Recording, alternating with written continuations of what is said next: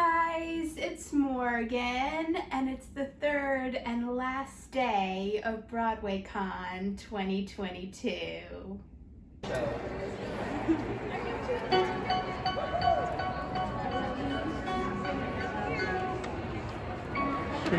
Street, upside down, sing out, the story never ends. Celebrate, remember, and live in a life of friends. Love, remember love,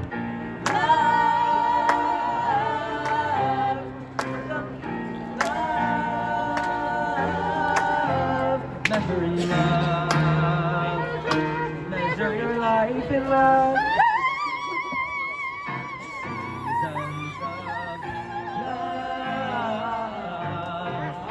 Seasons of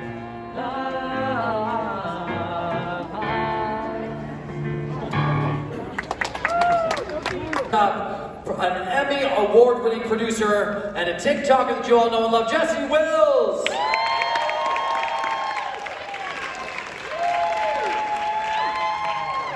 Let's make sure you're on.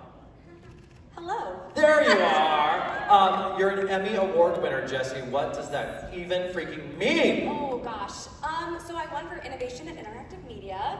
So Okay, that's awesome. what everyone here is doing. We're lip syncing, we're making content, we're Yeah. growing communities. Where do you put your Emmy? So my friend Tori, who's actually here, made me We know put it out. Tori. Yeah. Made me put it on a shelf because I used to keep it hidden under my bed. You did? I did. Oh, well, maybe that's like a good luck charm under your bed, so the Yeah, boogeyman doesn't come. yeah. Boogeymen are terrified of Emmys. And our next judge was a former BroadwayCon Lip Sync Challenge winner, and dear Evan Hansen, Broadway and television and film actor Andrew Mark Feldman. Hey everybody! BroadwayCon!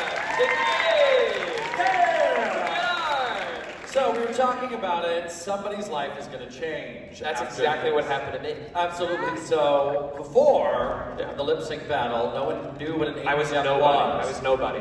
Yeah. And then the lip sync battle happened, and it was actually literally that day that I got cast into Evan Hansen. That was That's it. magically. Because of the lip sync battle. Yeah. So that's the kind of mojo. And the top prize tonight is a Broadway contract for whoever wins. Yeah. That's my little joke for all of our things now. It's not true. No, please don't. Okay, great. What, Andrew, having been through this, and giving a really epic performance, I remember it very well. Thank you so much. Yeah. What are you looking for in a lip sync challenge champion? Simply commitment. Okay, yeah. That is all that it is. Yeah. We didn't have any costumes. Yeah. We didn't have nothing.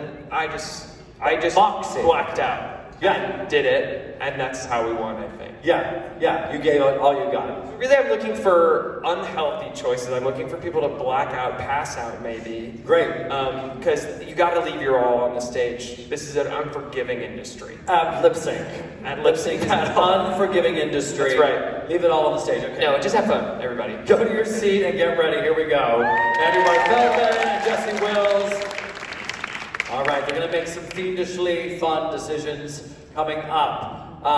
Jesse, what are you looking for in a lip sync performance? Really the same thing, a lot of commitment, having fun. I just want to see everyone having such a good time. Yeah, this is not the time for subtlety or nuance, I think. This No, is go not... big or go home. Absolutely. That's right. Yeah. Our top two, and we both looked at each other's sheets, and we have basically the same. Wow, okay. But first of all of you, lip sync your lives away. And it was beautiful. Thank you for sharing yourselves, and by yourselves I mean other people's voices, in an Ursula twist with us. Thank you very much. Special. Moving on to the next round. Oh my god. The top two are Nia Morgan. Oh, Nia Morgan! I don't know. Come on, boy. I don't know. I am so many strong reservations.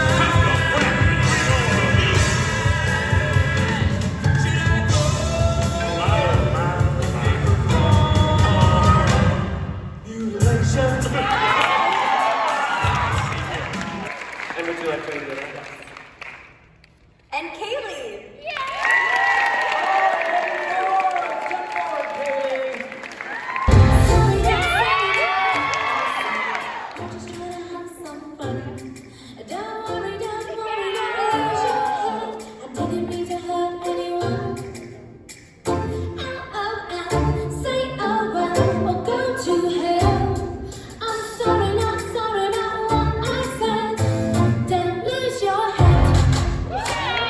One day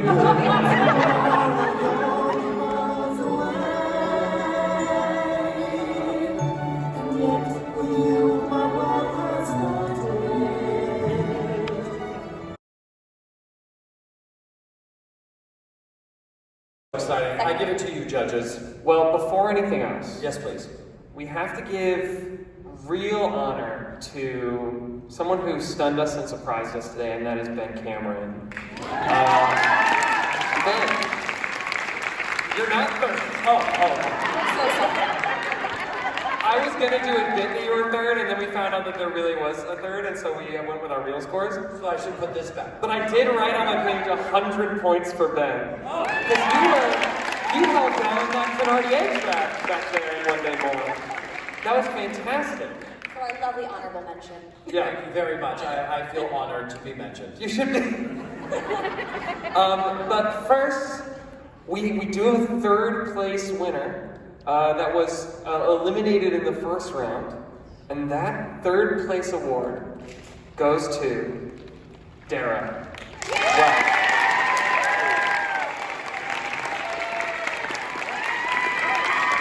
Wow. Annalie was here with us today. Dara, thank you so much for your performance. The scarf taking off, you incorporated it when it became tricky, and that's what theater is all about. Our second place, or should we do first?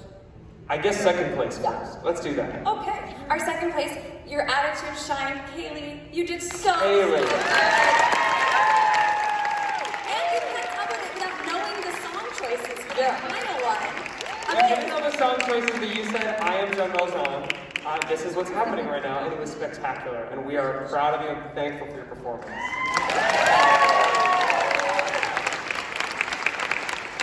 And thus, first prize goes to Nia, Morgan, and Sandy this evening. Fantastic crop work. Nia, I leaned over to Jesse, and the mark that we said it was going to be was if you could, we were keeping track of who was Sandy in One Day More, and who you were voicing. And not only did you keep track of Sandy being both Jean Valjean and Eponine and various others, but you gave Sandy what some might call Hugh Jackman vibrato. And it was a stroke of genius. The arm as the flag was a stroke of genius. Congratulations, very well deserved. And we begin with Nia Morgan.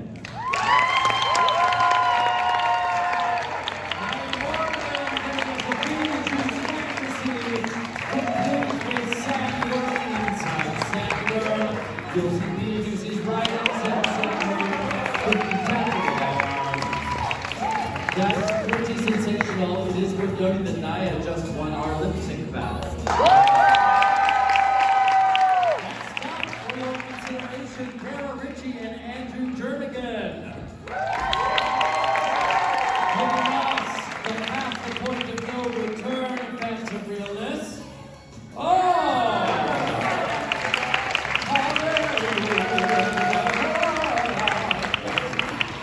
Fantastic. Next up, Sterling Bygert and Dara Bygert. Or Bygert.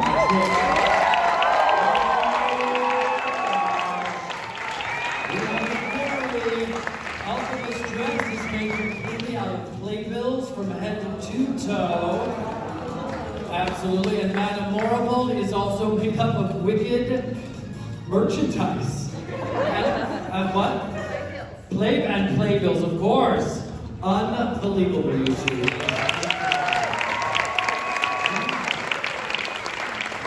Wow, next up, Ricky Jacobson Weisel.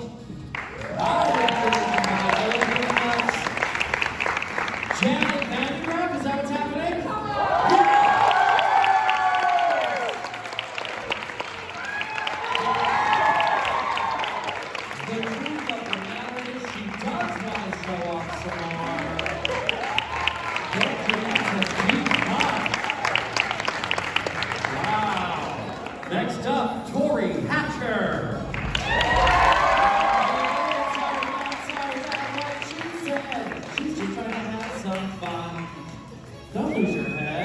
check out the dazzle detailing on the boot heel. And all the boots. That's gorgeous. Up next, Hannah Lawrence. Also number 6 queens. Exquisite, also with the bedazzled heel. Gorge, gorge, gorge. Next up, Bree Leftwich. With Oz-Dust realness, this is eerily, the actual costume. He was in that show. Do you want to hear a fun fact about Wicked in the Oz-Dust Ballroom? Dancing Through Life used to be a song called Which Way Is the Party? That had a rap in it that went like this. Skirts and studs, on your best studs, make your way down to the Oz-Dust Ballroom. Plenty of noise, plenty of suds, and then there's a party at the ballroom. Tonight!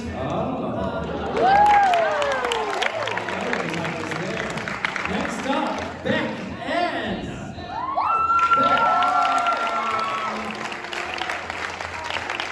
It is amazing what they can do.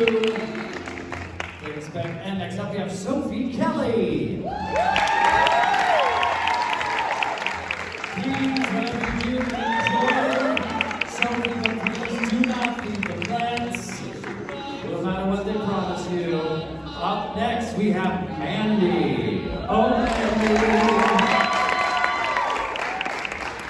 Wait, Mandy, come back. Mandy, what are you giving us? Is this Marie and West Side Story? What's happening? I need to know. It's Ariel! It's Ariel! Of course it's Ariel! My bad! Ariel walks on land. Thank you very much.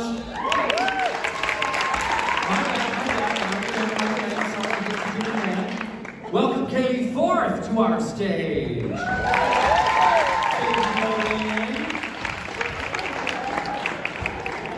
Katie Forth also just slayed the lip sync battle. Doing a one-person One Day More from Les Mis dressed as Anne Boleyn. It's like Inception the movie. What might you want?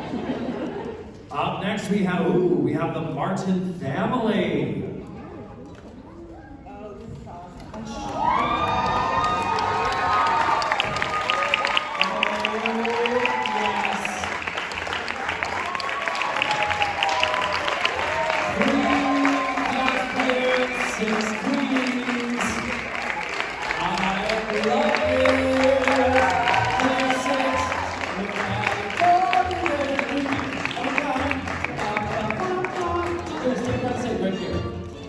There we go. All right, thank you, Martin family. Now we have Christina LaRocca.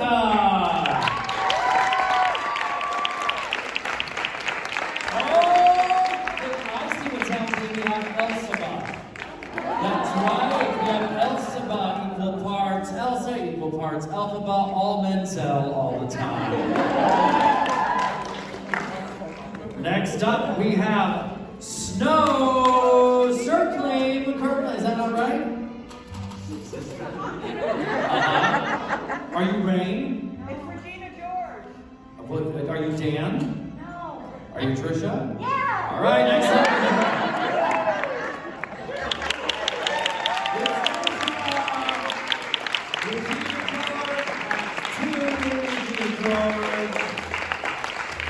Unbelievable. This recording, Patricia is kind enough to donate part of her cosplay to Anthony Rapp last evening during the cabaret. We appreciate that. In our top 8, I practiced this for hours before we go on stage. Nia Morgan!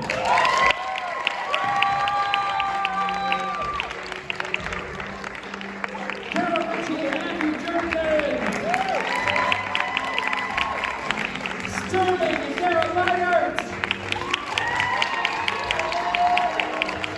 Ricky Jacobson Michael! Tori Hatcher! Anna Lawrence! Sophie Kelly!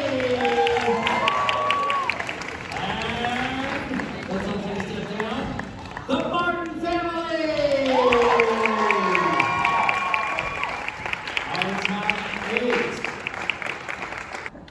In third place, Ricky Jacobson Meisel!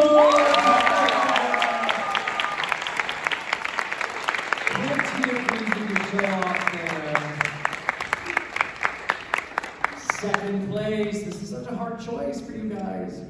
Hannah Lawrence!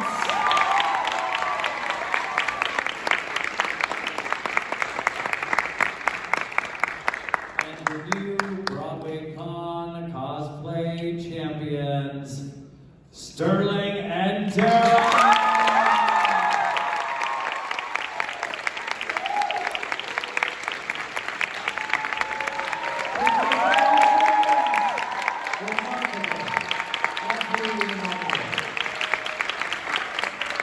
Played Elphaba, who is not Idina Menzel. Yes! All yours, Mom. Jessica Voss. Do we have Jessica Voss?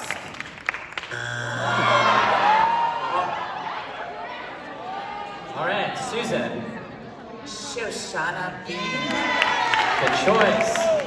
Do we have Shoshana Bean? All right, amazing. Team Keenan-Bolger, do we want to? Okay, we're gonna play. All right. Who is first up? Matt Doyle. Send in the clown. What? Lindsay Mendez. Oh, Lindsay. Ooh, that Wizard and I just gets me. Okay. Do we have Lindsay Mendez? Sorry, This is a travesty. I agree. Eden Espinosa. Eden Espinosa. Do we have Eden Espinosa? All right. Stephanie J. Block. Stephanie J. motherfucking Block. Can we get Stephanie J. Block? Gang, I've just let this serve as a reminder that there have been so many talented Elphabas that you could fill an entire board and then another board and then another board with very good guesses, and still it would not make the BroadwayCon fan survey. All right, we're still looking for 6 more names. Mandy Gonzalez. Mandy Gonzalez, yes, let's give it up for Mandy. Do we have Mandy? All right, so it goes over to the Sondheims. Sondheims. Okay, we're gonna gamble here. Oh, gamble. We're gonna gamble on someone saying the upcoming film. Cynthia Erivo. Risky, okay, but I like your We're gonna go speed. risky. We're gonna go for it. Survey says, do we have Cynthia Erivo? That means it gets passed back to the originals, the Keenan-Bolgers. Okay, let's play this. All right, I'm very curious. Yeah. Okay, the Keenan-Bolgers at 64. Yeah, everyone shout out your favorite one. We'll see if Julia Murney of Christy Gates. Gasteyer, you would have won that.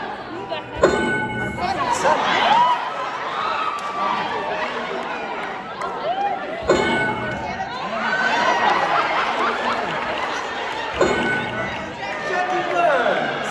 And the number 1. Nicole Parker. Okay. Sutton Foster, Broadway with Descend in the Clowns with Matt Doyle. All of them are singing Wicked. Big. Okay. Been a long time. Yeah, We did the Tony Awards. We named our team after. No, I respect the hustle. Big 1996, Maltby and Shire. Do we have Big? Oh, okay. Okay, I'm sorry. Heathers. Oh, Heathers. Yep, Heathers. Oh, I don't know what happens now. Does it get past it? Okay, can we get one? Grease. Grease. Do we have Grease?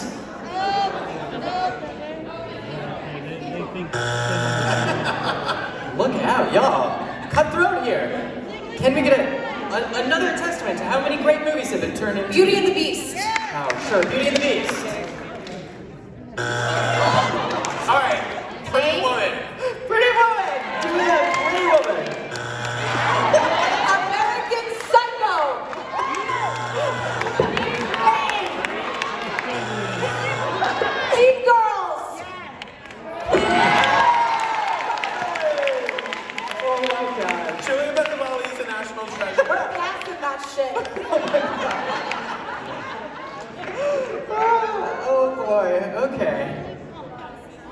most buzzers I've ever heard in my life. Oh, Mrs. Doubtfire. Do we have Mrs. Doubtfire? Okay, that is one wrong answer. Tootsie? Tootsie. Do we have Tootsie? I mean, these are all legitimately really good. Okay, the wrong team is providing answers right now. What just happened? They passed. Oh, he passed. Oh, I didn't hear that part. Yeah. Okay, Oh, cool. yeah. Aladdin. Do we have Aladdin? All right, okay. We're throwing it back. Look at Bonnie Milligan's face, you guys.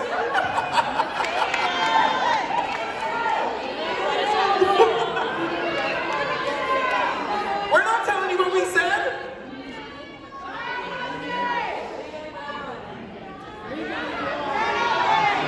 You can't take Legally Blonde. Do we have Legally Blonde? the hands from the audience. That's not I would like to know what you're so far ahead. Help them. That's been happening. I don't know what to tell you. All right, I'm very curious to see the rest of these. Do we have Newsies? Oh my God, no one said Newsies. Spamalot. That's a good name. School of Rock. Wicked. Waitress. Beetlejuice.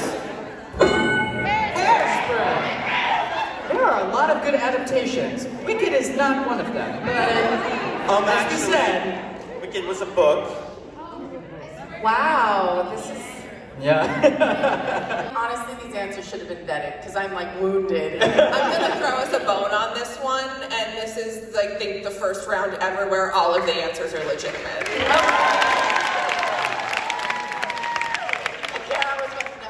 Little Red Riding Hood. Little Red Riding Hood. Do we have Little Red Riding Hood? Cinderella. Cinderella. Do we have Cinderella? Rapunzel. Do we Also, have... I lied.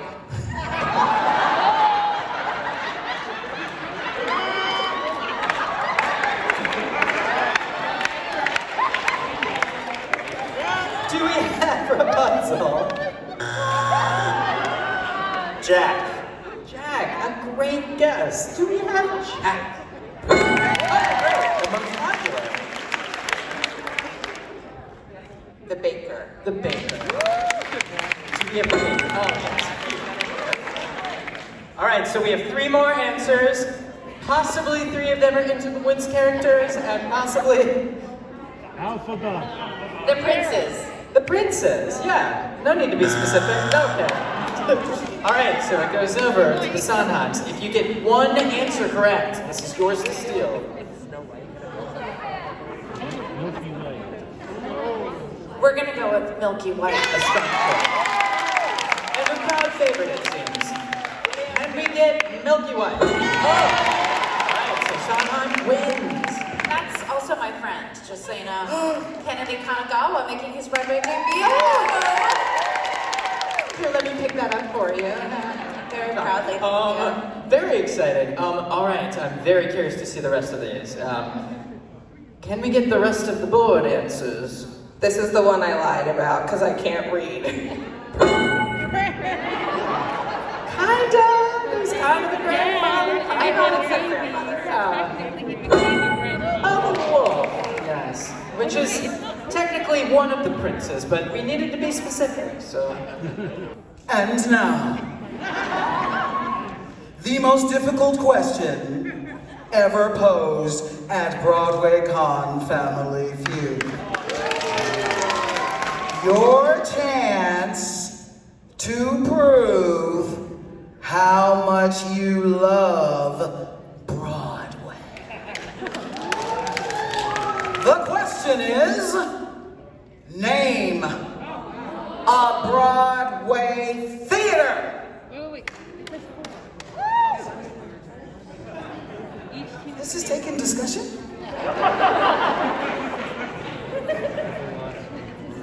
Now remember, whoever gets the higher ranked one based on these specific fans will get to play in the final I'm round. sad with them fan answers in a lot. But the fact that we're discussing this.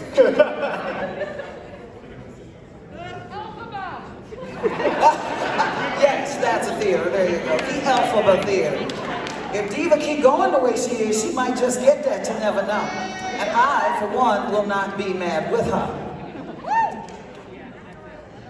A theater. Anybody? All right, we have an answer. Okay. The Richard Rogers. Okay. The Richard Rogers Theater. Can we see the Richard Rogers Theater? I'm sad for these fans out here. How about it, Sondheim? We're gonna go with the St. James. The St. James Theater. Do we have the St. James? All right, next. The Gershwin. The Gershwin. Okay.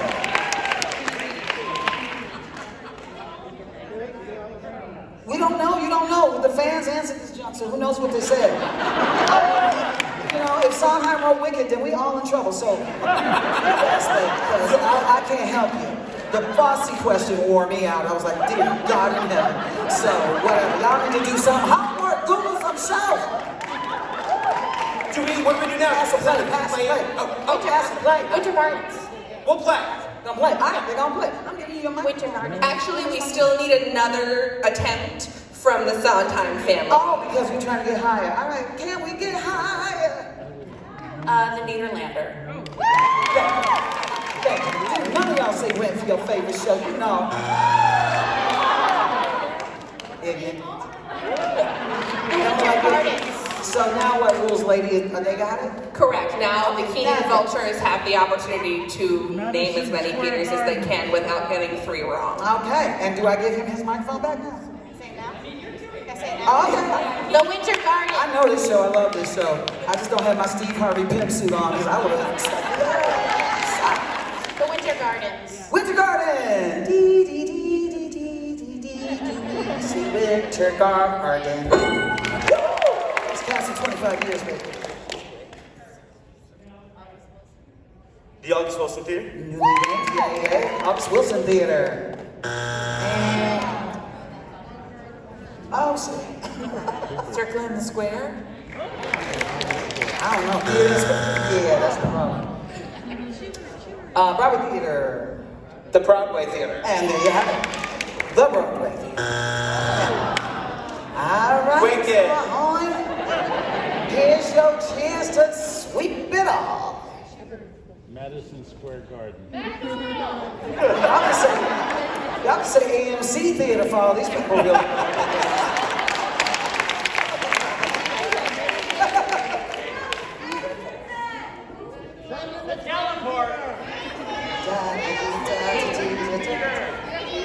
Lyceum. The Lyceum. Can we see the Lyceum? Do we have the Lyceum? No. The Sondheim. The Sondheim. The Sondheim. I think y'all just actually win that. Oh, we won. Right? They lost a I think they won. That is correct. The Keenan-Bolgers win The that round. Keenan-Bolgers win that round. Now, it, I think, is probably a very tight score. I have no idea who's going to actually. So the Keenan-Bolgers have 198. We've got to do the rest of the answers first. Oh, yeah, sorry, I'm terrible at this. In 8th, we have... The Little Fontaine. The Marquis. The Minskoff. The Majestic. New Amsterdam. Does anybody want one last gas? Everybody scream out your guesses.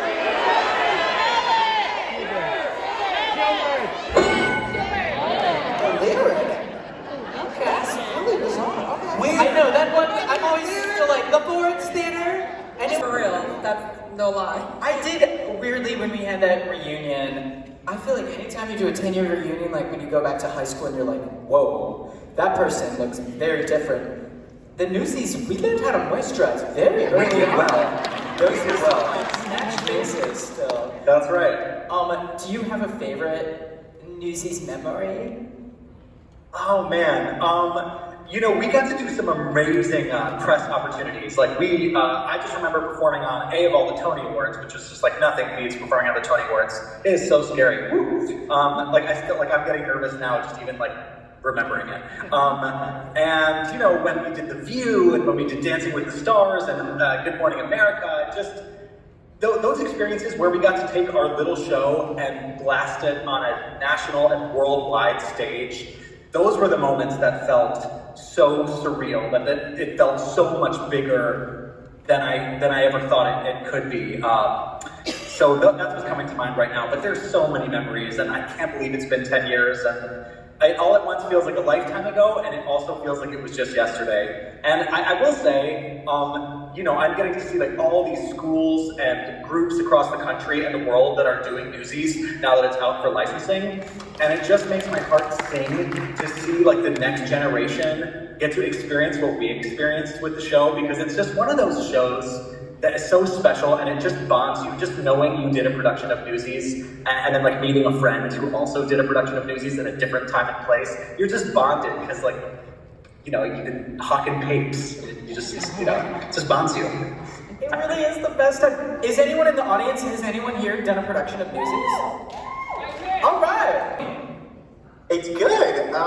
By the way, whoever is listening, I just want to let you know that Andrew has not called me in a long time, so I got very excited when he called me, and now I just know it's all just part of a bit, Andrew. I only see you when there's an audience. It's so sad and true. Benj, so we went to the University of Michigan together. Do you have a favorite, like, college memory? Of you in particular? Did somebody shout out Pizza House? Pizza House, yes. Let me think. Andrew and I'll give you guys a really good college memory. Okay, so I think this is you, Andrew.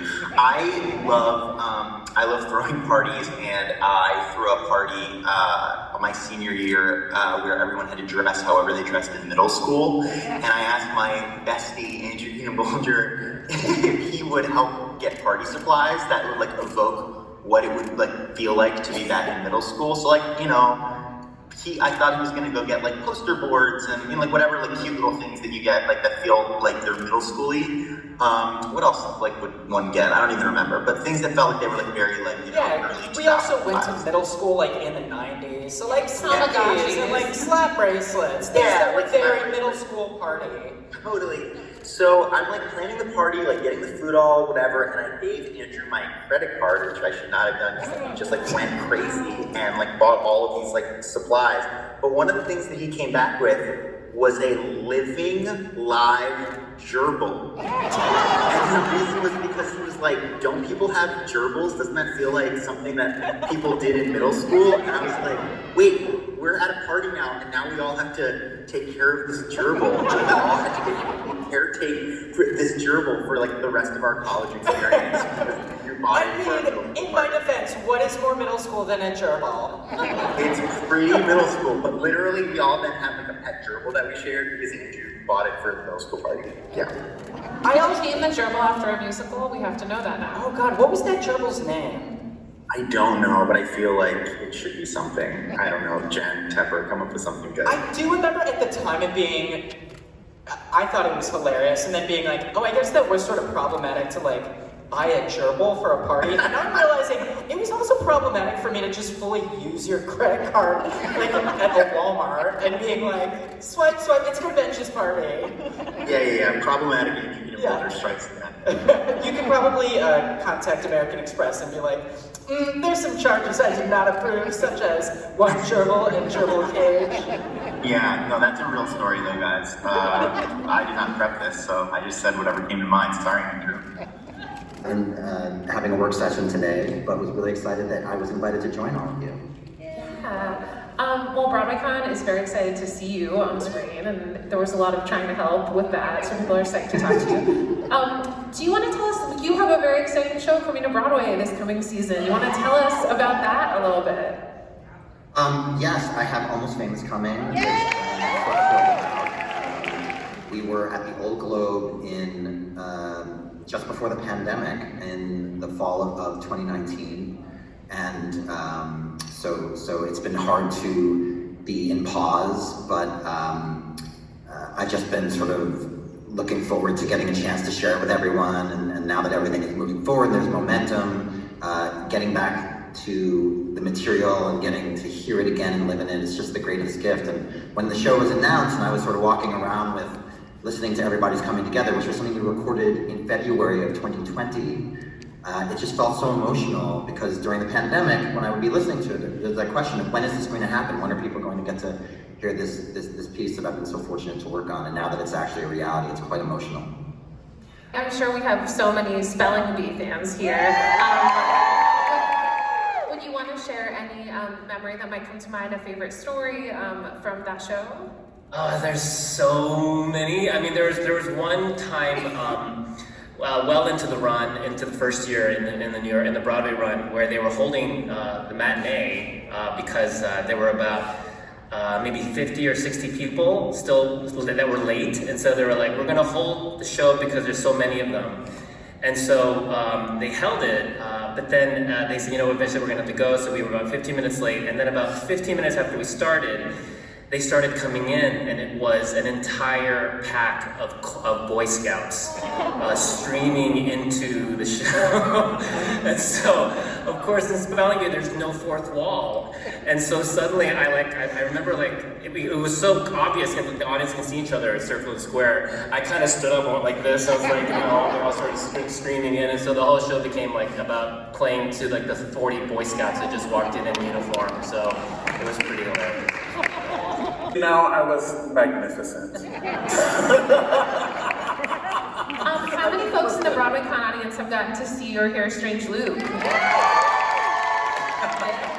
Isn't it? It's just like the greatest. It's so freaking good. Johnny, you've known it from the beginning. Yeah, I know. Yeah. You have been with the show for so much of its like development. Tell all of us Broadway geeks here, like, you know, what your journey with Strange Loop has been. Well, we started in the Porn Theater of the Musical Theater Factory. So if you don't know about Musical Theater Factory, when it started in a porn studio, a gay porn studio above the drama bookshelf. And that was where we developed the show for about 5 years. And we had all of these readings and workshops, and you know, Michael kind of was like, no one is ever going to produce this thing. It's too black, it's too gay, it's too whatever. But we really kind of loved the piece, so we kept saying yes and coming back and doing all of these workshops. And then we did this one 15-minute presentation I'll never forget, where we presented Precious Little Dream, AIDS is God's Punishment. And we saw people's jaw just drop. And we're like, oh, there might be something here. And then once Musical Theater Factory moved to become a part of Playwrights Horizons, it was clear that, okay, it looks like we're moving, and that was what happened. And so it's been an exciting, exciting time. I've been singing periodically for about 14 years, and I still find more layers and stuff within it each time, so it's really exciting. I need to look at the camera. I'm like looking at myself. Okay. You're perfect. We're in Zoom world now. Nobody makes eye contact anymore. It's okay. It's been so interesting for me. I was doing a workshop of Lempico with Rachel Chafkin a couple of, oh my gosh, probably 3.5 years ago now. And it was during that workshop that they mentioned that Hadestown was coming back to Broadway from the West End. And it's like, I started listening to it because I had listened to the New York Theater Works recording so many times because of Chris Sullivan, so many other people, and loved that recording. And the day I found out that it was coming back, I was like, I'm doing the show. I knew it. And I kept thinking, it's like, so what am I going to do in the show? What makes sense for me? And the entire time it was like, you're going to swing the show, you're going to dance Captain, you're going to cover Hades and Hermes. I knew it before I even auditioned. And during the process, my agent kept saying, casting says they're still trying to figure out, and the entire time I was just like, it's fine. I know exactly what it's going to be. It's fine. I have never been like that on the show at all, but it really was like, these are the puzzle pieces that make sense for what I wanted to do. I knew I wanted to be able to like really watch the process of Andre DeShields and Patrick Page, and for what the show is, and having a choreographer who's not a Broadway choreographer, but someone who's from a more contemporary world, to be able to bridge that gap in a way that I did for Once on This Island with Camille A. Brown. It's like, this makes sense. So join the company, was a swing and cover for both of those gentlemen for the pre-pandemic year, then came back from pandemic, and my sort of place in the Hades tone world has been shifting over the past months. They were trying to figure out what was going on. The initial thought was that Andre was going to go to 6 shows a weekend, and I would stand by, and then he put a whammy on that when he said he was just leaving. So there was then a conversation about what made sense, and luckily for me, what made sense for everybody was for me to step into the role for me. It's crazy. It's crazy. Remind me what we're looking for. She's looking for me. I'm looking for a mind and work. I'm looking for a mind and work. I'm looking for a mind and work. BroadwayCon 2022. We love you. As they mentioned, thank you for your support of the event. Make sure you come back next year so we can keep BroadwayCon going. I'm your Broadway buddy, Ben Cameron. I love you very much. Thank you for allowing me to be part of this. Hit me up on Instagram at Ben Does Broadway. Thank you, Melissa and Nelly. Everybody who's joined us. We love you. Bye, BroadwayCon!